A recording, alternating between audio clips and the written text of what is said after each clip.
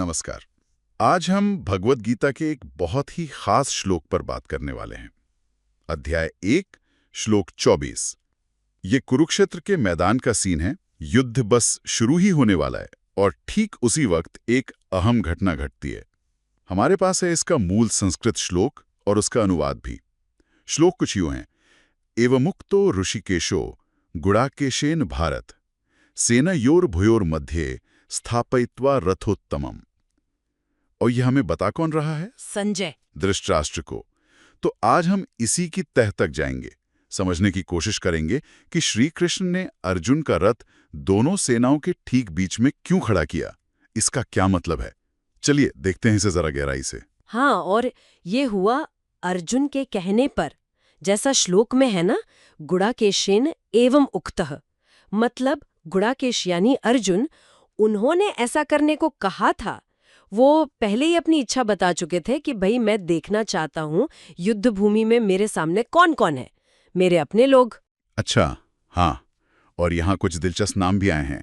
ऋषिकेश श्री कृष्ण के लिए जो इंद्रियों के स्वामी हैं। फिर गुडाकेश यानी जिसने नींद या अज्ञान पर विजय पानी हो। भारत शब्द यहाँ धृतराष्ट्र के लिए इस्तेमाल हुआ है। और संजय तो खैर सुना ही रहे हैं। ये नाम भी अपने आप में खास है ना? बिल्कुल, खासकर ऋषिकेश और गुडाकेश का एक साथ आना। बिल्कुल। सोचिए, ऋषिकेश जो इंद्रियों के मालिक हैं, वो गुडाकेश जिसने अज्ञान पर विजय पाई है, उसके कहने पर काम कर रहे हैं। ये अपने आप में एक बहुत बहुत दिलचस्प बात है।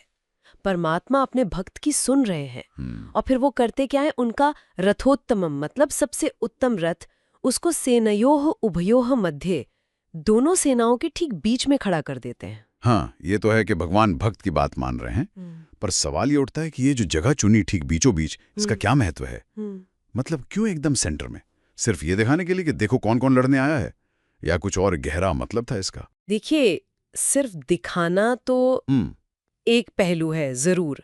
बीच में खड़े होकर अर्जुन को दोनों तरफ के योद्धा साफ साफ दिखते हैं। कौरव भी, पांडव भी, भीष्म पितामह, गुरु द्रोण, उनके अपने भाई बंधु सब। लेकिन ये सिर्फ देखने की बात नहीं है, ये एक मनोवैज्ञानिक स्थिति भी बना रहा है।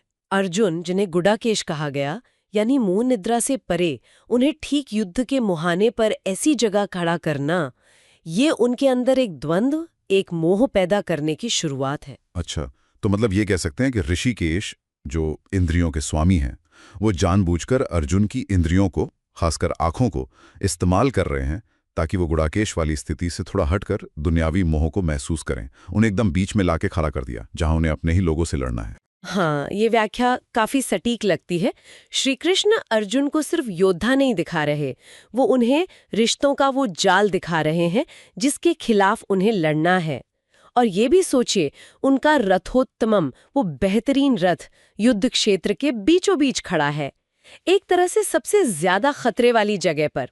शायद ये इस बात का भी प्रतीक है कि बाहरी साधन चाहे कितने ही अच्छे क्यों न हो, जब तक मन साफ न हो, निश्चय पक्का न हो, वो अधूरे ही हैं। तो ये सिर्फ रथ को पार करना नहीं था, ये असल में अर्जुन के नजरिए को, उनके मन की स्थिति को एक तरह से झकझोरने का पहला कदम था। एक ऐसा पॉइंट जहां से वो पहले जैसे नहीं रह सकते थे। बिल्कुल सही कहा। यही क्षण है जो अर्जुन के विषाद की, उनके मोह की और फिर गीता के पूरे उपदेश की भूमिका तैयार करता है। अगर कृष्ण रथ को किनारे पर ही रखते तो शायद अर्जुन का मोह इतना गहरा ना होता, शायद गीता का ज्ञान उस तरह से सामने ही ना आता।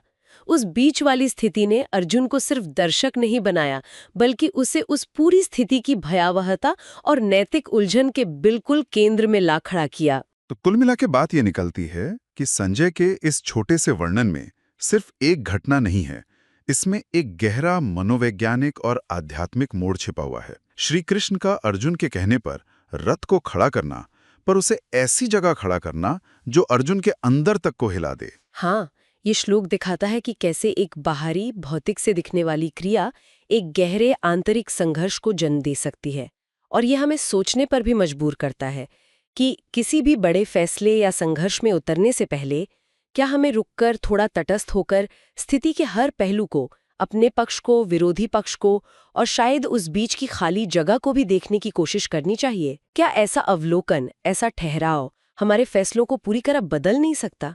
ये एक सवाल है जो ये श्लोक हमारे लिए छोड़ जाता है।